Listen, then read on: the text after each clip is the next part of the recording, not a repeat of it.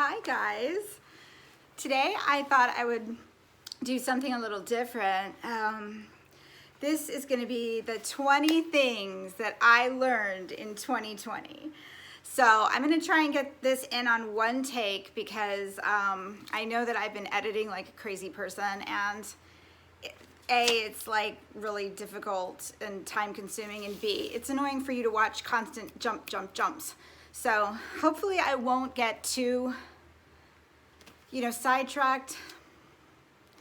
Okay, so let's just jump right in. I wrote them down. So the first thing I learned in 2020 is that my energy and my time are valuable, and not everyone deserves it. Okay, now I think that this is something that everybody needs to learn at some point. We as women especially, but men do it too, we extend ourselves for people who maybe simply just do not deserve it. They're not appreciative. They don't give back. So it's like an uneven kind of give and take. And this is what I find a lot of, you give your energy and your time to somebody, and then all you get back is negativity. Like, all you get back from the person is crap.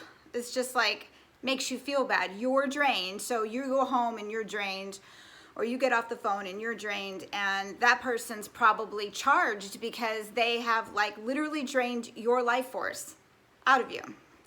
So yeah, time and energy is valuable. Not everyone deserves it. Let's move on to number 2. Common sense is not common. We're gonna have fun with this list. Okay. I only wrote down the things. I didn't expand on them because I'm gonna expand on them here, and try not to say a million times, but I probably will, because I am free thinking this, free speaking this. Common sense is not common. No, it's not. You would think that it is. You would think that common sense would be the easiest thing to learn, other than, like, say, academics or any kind of memorization. You would think that common sense would just be easier than book learning, but it isn't. I mean, that's what I've come to realize. Also, manners are not a given. Manners are not a given. And an example of this is, like, say at a workplace or at a school or wherever, at the end of the day, if the place is a mess and things need to be put back in order, I'm of the belief that everybody needs to do that for the sake of the group. Teamwork. I'm big on teamwork, you guys, huge on teamwork. And I think it gets people out of there faster, it gets things done quicker, and everybody feels like they no one can complain. I mean, all in all, it's a win-win. But there are people who will just leave. They'll just leave. I don't know. They weren't taught to, like, help out. They weren't literally taught how to help out. And so they expect other people to do it for them. And this is what number 2 is about. I don't know. Common sense is not common, and manners are not a given. So number 3 is sugar is one of the worst things you can eat for your skin. And I know that seems logical, like smoking and drinking. But smoking and drinking, actually, you don't have to smoke and you don't have to drink. And so you cut those out. But you'd be surprised how nearly everything has sugar in it.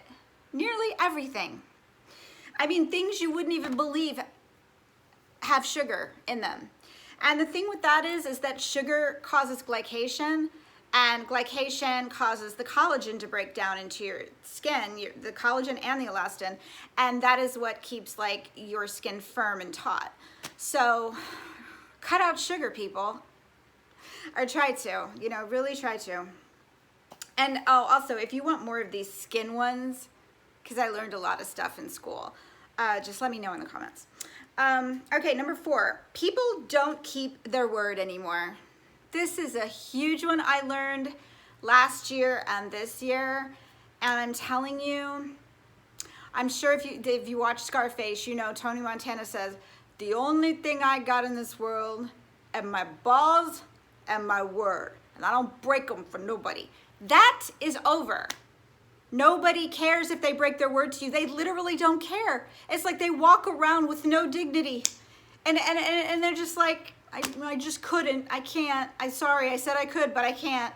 This drives me crazy. And I don't know if it's because like I have Virgo in my chart or what it is, but I'm like Beyonce with this. I hate it. If I give you my word about something, even if I don't feel like it at the time, I'm going to do it because I gave you my word.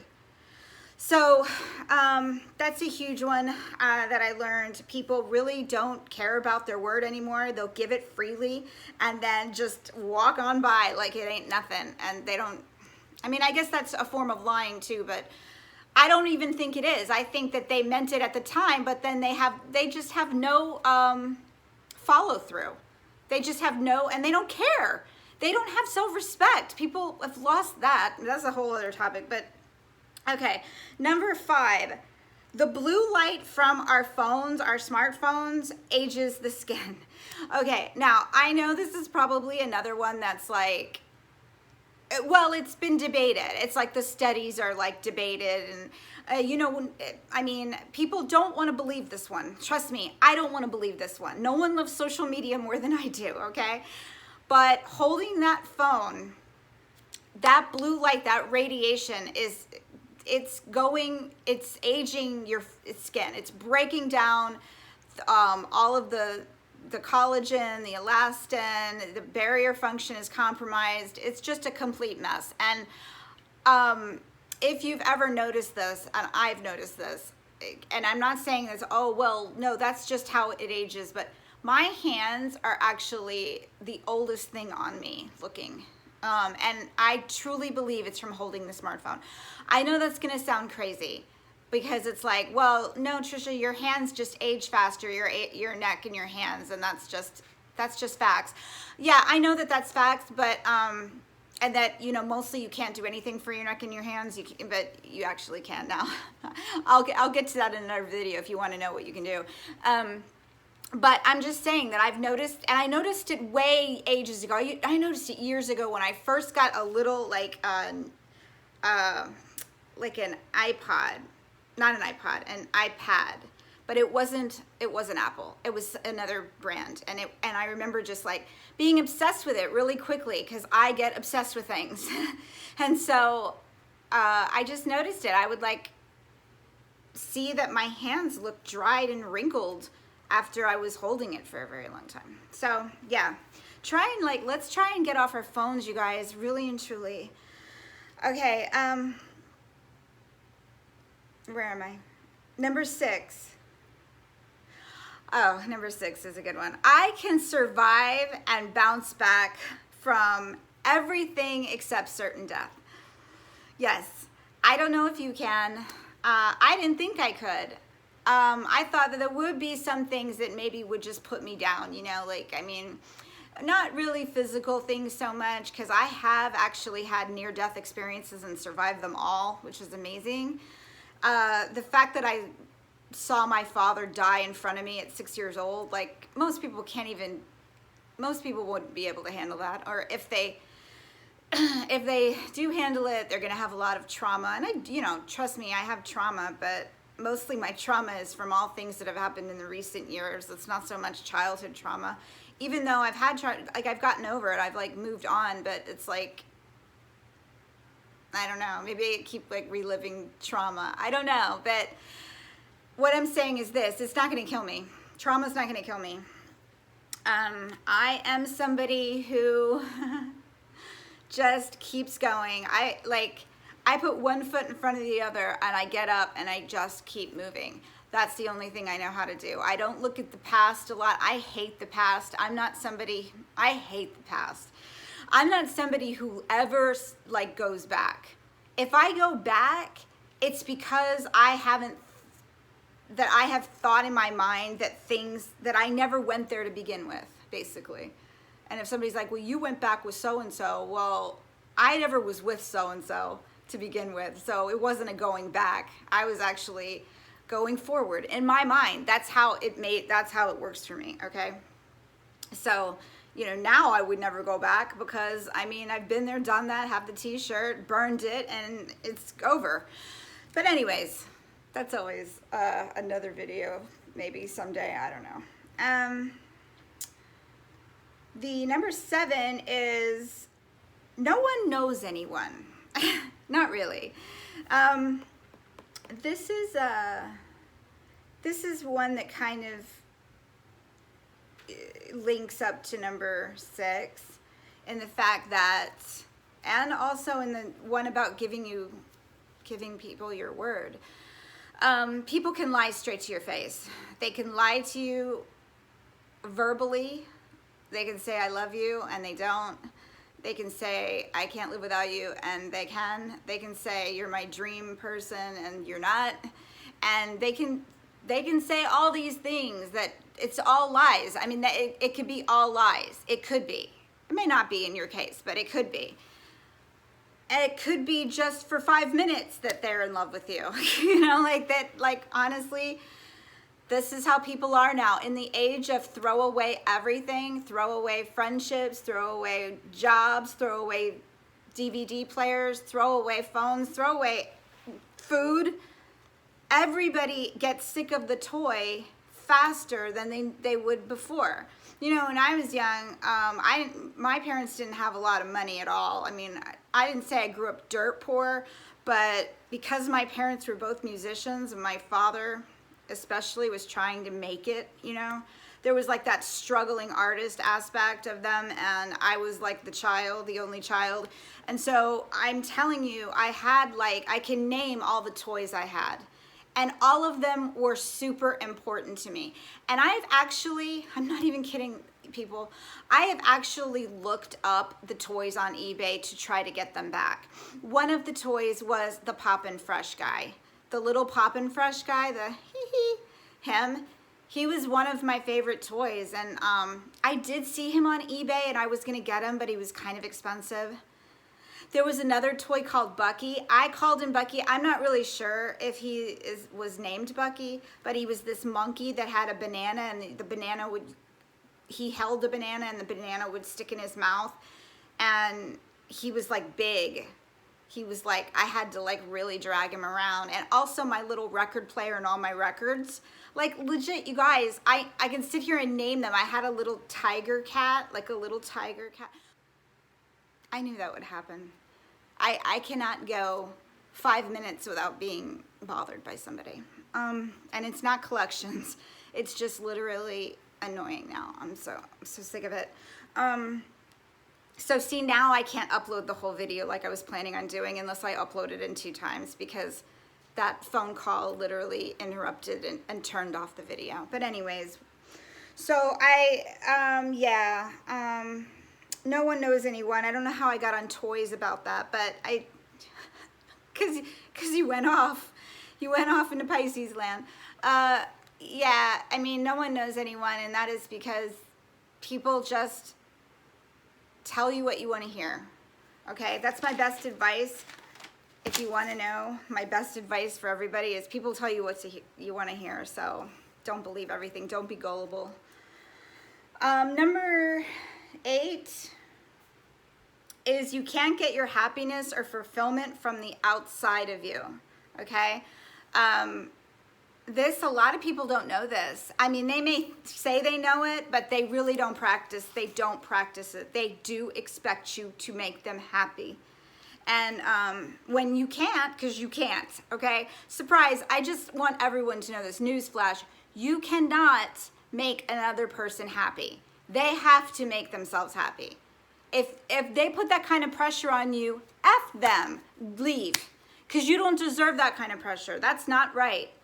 And I truly don't want to hear any excuses about this because it's happened to me more than one occasion, and it just happened recently with somebody, and they got into a mood because I didn't want to text them back and forth that night, and I just didn't want to. you know, I was watching something on TV and I didn't feel like texting them, and they got into a mood about it. Like, and this is what I'm talking about. And I said, and they're like, well, I just want somebody who's passionate and feisty and who wants me back and all this different stuff. And I was just like, well, then marry yourself. I don't know. Be with yourself. You can't find that in other people. Other people have things they're doing. They have separate lives from you. And I have another one that I've learned. It's way somewhere else down here that's going to link to that one. But let's just move on. Number 10 is trying is the thing that makes me happy. Or 9 or 10. I can't remember because I skipped one because I don't want to go into that one because I don't want to get political on my channel.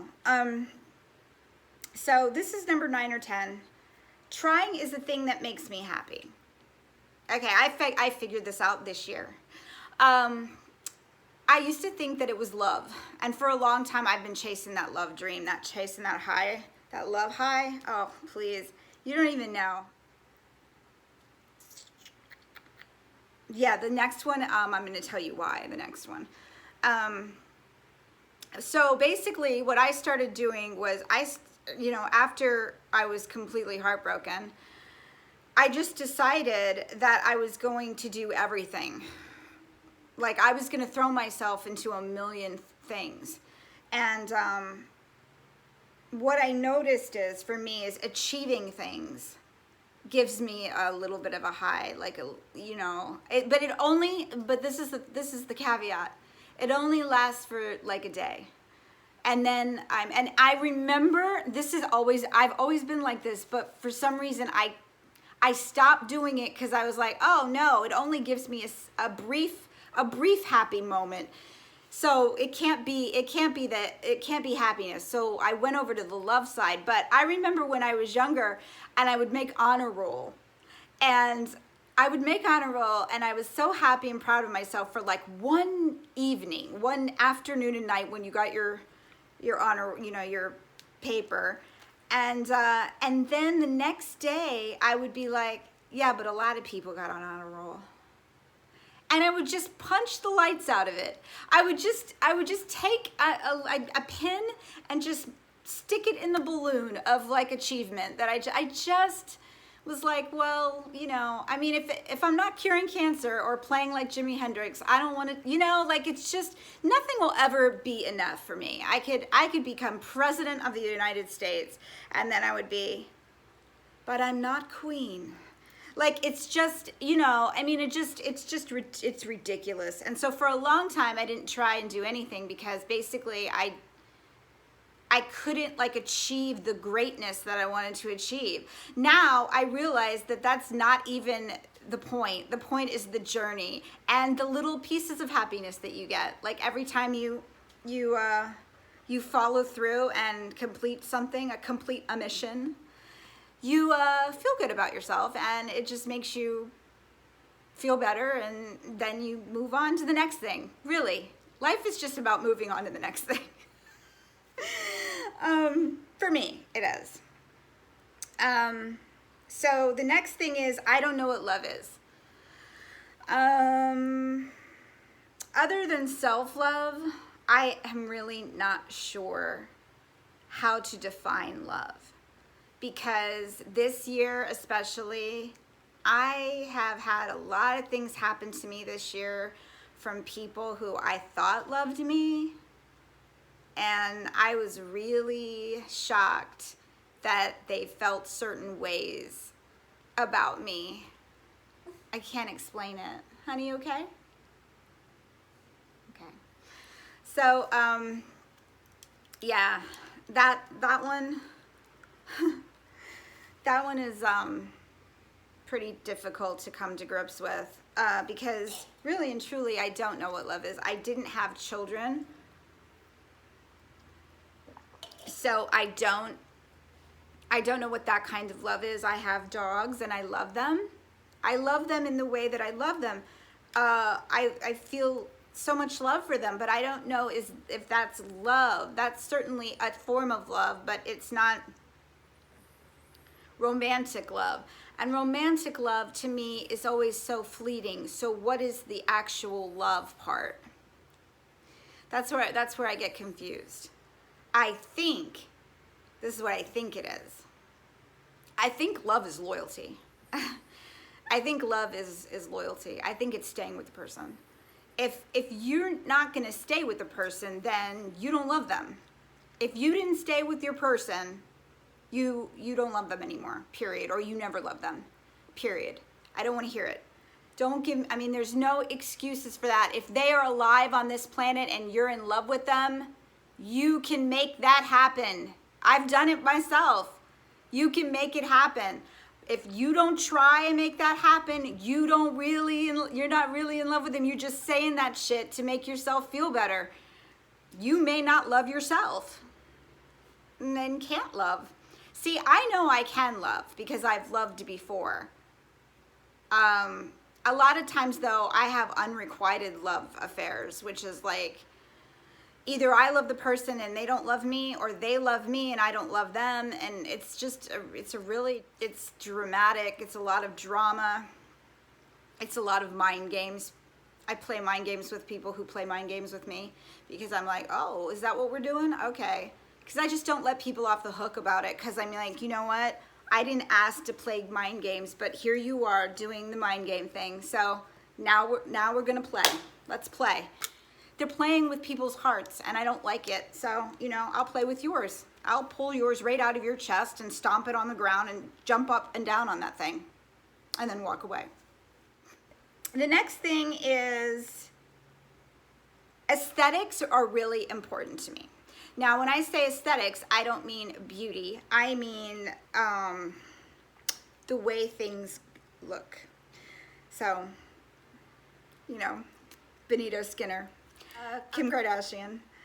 I like how, getting your nails and your toenails to match.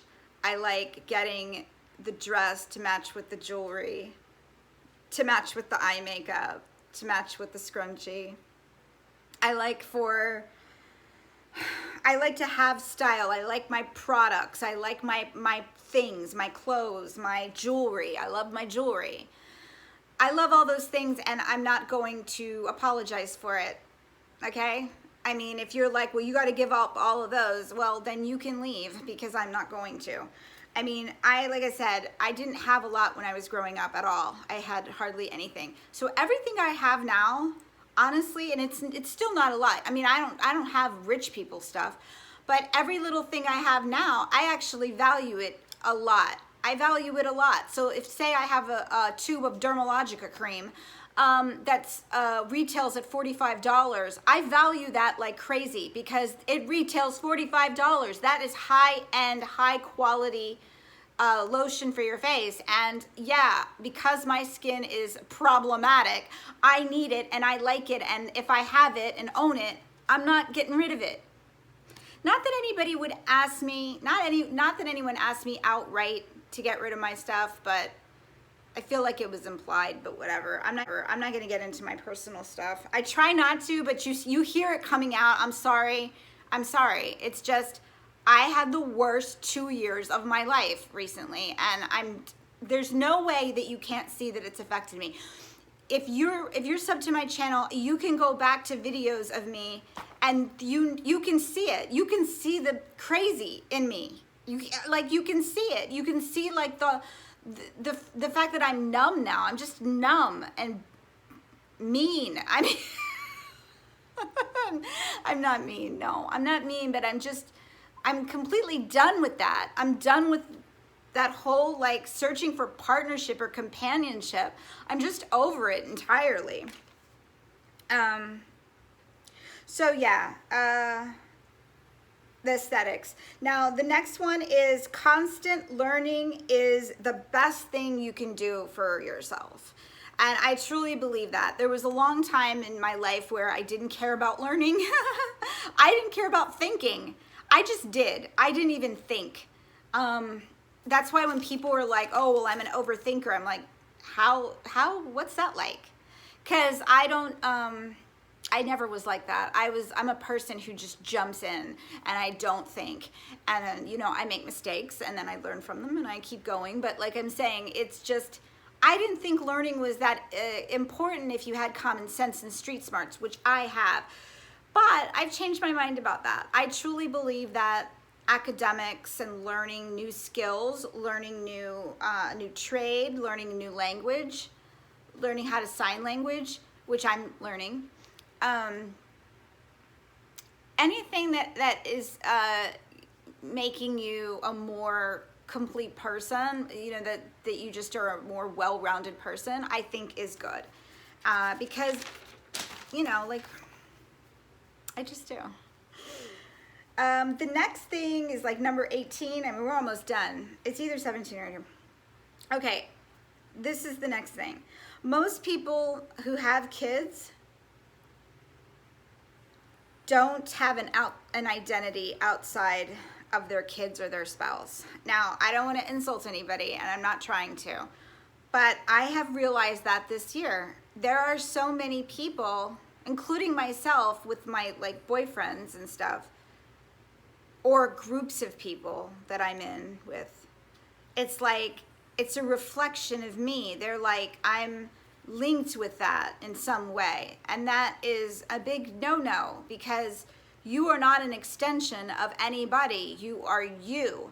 And you have to have your own solid core identity. And this is very problematic for borderline personality people, which like myself, because I have like 55,000 personalities. I mean, I have so many different identities. I feel like I can be kind of like, you know, helpless and like, I need you and all that. And then I can be, get out, you know, and take these tapes with you, you know, just like, I feel like I have a billion different personalities and identities. So this one's really difficult for me. But the one thing I do know is that I'm my own person outside of a man, outside of a group, outside of my kids, which I don't have any, but my fluffies. And I'm not a dog mom, just only a dog mom, okay? The next thing is, you can't teach an old dog to learn new tricks if the dog doesn't want to. And I know that sounds funny, but you can't. You can't teach an old dog who doesn't want to. You can't teach somebody something if they are set in their ways. If a person is set in their ways and they don't even want to try anything your way, just move on, because that means that they're really just never going to. They're going to always. It's a control thing. They're going to always want to do things their way. The next thing is, people would rather do almost anything than face their own shit. Now, I actually am guilty of this. For years, I was guilty of this. Years, I would not face my own. I would just do anything. Drugs, alcohol, shopping, eating, relationships, friendships, anything. I would do everything to not have to face my own shit. And now I'm seeing it more than ever with the Trump people, and I'm not saying whether it's good or not. I'm just noticing something, and I think it's dangerous. There are people who get up in the morning and see what Trump did, and then all day are on Twitter about Trump. And I don't know if they know this, but valuable time is slipping away from them, and they're focused on this other person who they don't even know in real life, who doesn't even know them. And it's very cult-like, and I just feel like that is something that people are going to regret later on when he's out of the White House and has moved on with his life and he's not the president anymore. And they're going to be like, wow, I spent 4 to 6 years obsessed with this one guy. And like, what? How did I get into that bubble? Okay, and the next thing is, I think this is the last thing. I know I did talk about people being afraid and hateful. and that those two things are linked. If you are hateful, it's because you're afraid. And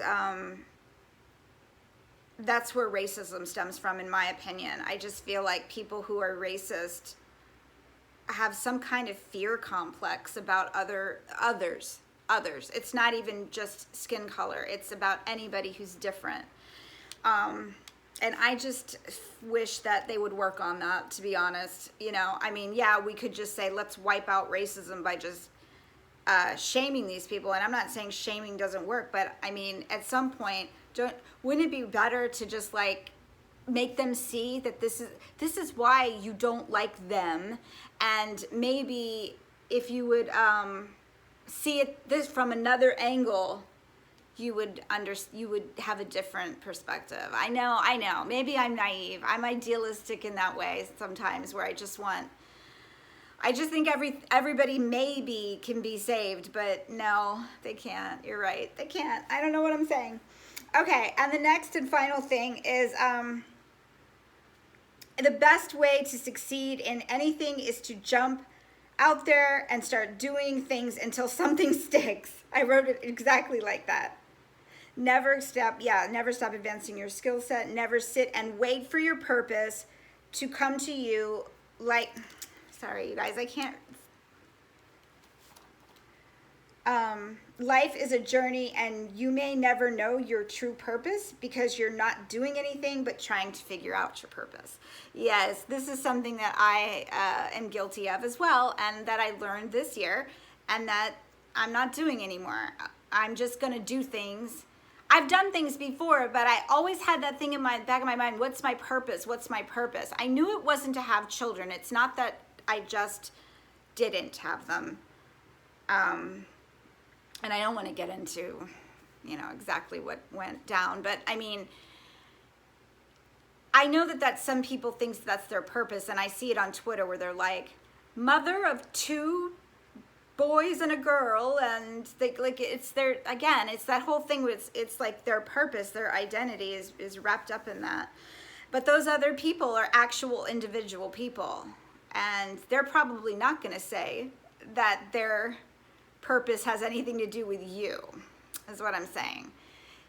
People have kids and then they're basically done. I mean, once you get them to 18 and you don't have to take care of them anymore, I think your job is done, to be honest. I know that sounds terrible, because I'm not saying you don't have to love them anymore, you don't have to take care of them, and you don't have to help them, but I'm saying that at some point they are little individual beings, and you have to recognize that you don't have control over their lives. You don't have a say. They are their own people, and they've been their own people for quite a long time. I think that you develop your own personality at like 6 or 7.